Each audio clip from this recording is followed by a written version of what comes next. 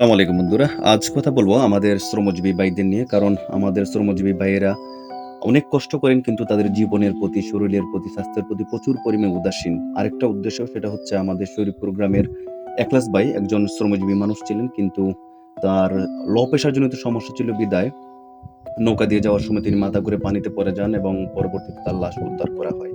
তো আপনাদেরকে নিয়ে ২-৪ টি কথা বলতে চাচ্ছি। আশা করি এগুলো আপনাদের উপকারে আসবে। প্রথমত হচ্ছে কাজ করার সময় সবসময় ঢিলেঢালা জামা পরার, ট্রাউজার পরার চেষ্টা করবেন। এতে আপনি আরাম ফিল করবেন এবং কাজ করতে আপনার সুবিধা হবে। দ্বিতীয়ত হচ্ছে কাজের ফাঁকে প্রচুর পরিমাণে পানি পান করার চেষ্টা করবেন। দোকানের প্রচলিত কোল্ড ড্রিংকস, এনার্জি ড্রিংকস এগুলো না খেয়ে বরং লেবুর শরবত বা স্যালাইন খাওয়ার চেষ্টা করুন। এর দামেও কম এবং শরীরের জন্য অত্যন্ত উপকারী।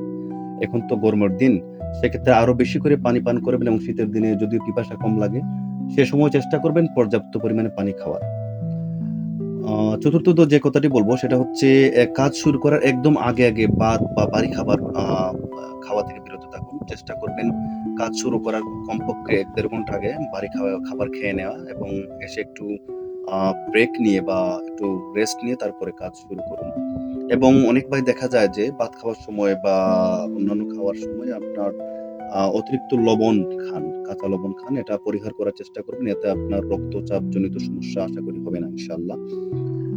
পঞ্চমত যে কথাটি বলবো, কাজের ফাঁকে নাস্তা করার সময় দেখা যায় যে সচরাচর আপনারা ভাজা-পোড়া, পুরি, সিঙ্গারা, সমসা এগুলা খেয়ে থাকেন। এগুলা পরিহার করে চেষ্টা করবেন বাদাম আ ছোলা বা ছোলা ভুনা, ডিম সিদ্ধ এগুলা খাওয়ার। যদি সম্ভব হয় কাঁচা বাদাম ভিজিয়ে সাথে করে নিয়ে আসবেন। কাজের ফাঁকে খাবেন। এটা আপনার শরীরের জন্য অত্যন্ত ভালো এবং বলদায়ক হিসেবে কাজ করবে। ষষ্ঠত যে কথাটি বলব সেটা হচ্ছে কাজের ফাঁকে একটু ব্রেক নিবেন, বিরতি নিবেন। এক নাগাড়ে কাজ না করে বিরতি নিলে আপনি আরো এনার্জি ফিল পাবেন এবং ক্লান্তি অনুভব কম হবে।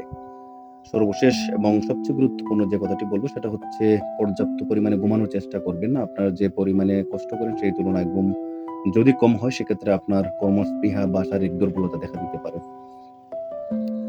তো দোকানে সময় নষ্ট না করে, মোবাইলে সময় নষ্ট না করে পর্যা প প পরিমিত পরিমাণে ঘুমানোর চেষ্টা করবেন। এটা আপনার কাজের জন্য ভালো, শরীরের জন্য ভালো, মনের জন্য ভালো।